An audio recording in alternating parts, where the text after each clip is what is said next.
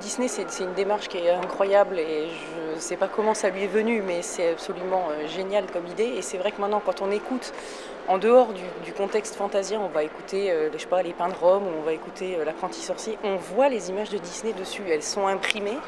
Et je trouve que il a saisi l'essence de chaque œuvre. Je connaissais bien le Fantasia avant de le jouer.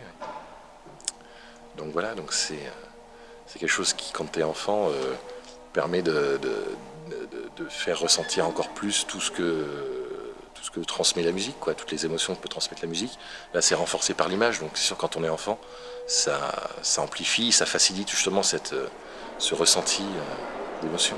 Je pense que pour des gens qui ne connaissent pas la musique classique, c'est un bon moyen d'y venir et d'apprécier, parce qu'il a un respect dans l'écriture, il y a un respect de l'œuvre. Elle est totale, la symbiose, là.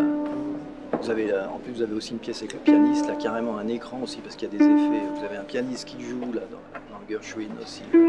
C'est un peu particulier comme projet parce qu'il faut jouer en étant calé avec le film. Donc c'est la seule fois que je dois faire ce genre de choses. C'est un peu spécial.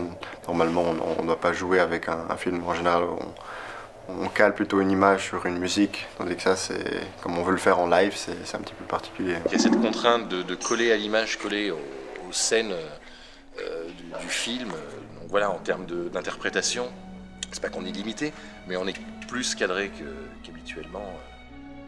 Il y avait la contrainte de jouer avec l'image, mais en même temps, c'est assez amusant de jouer avec un film. C'est comme si je regardais un film, puis je faisais la musique en même temps, donc il y a quelque chose d'assez drôle quand même. Moi, je prends beaucoup de plaisir à le faire en tout cas. Les musiciens sont contents aussi de jouer.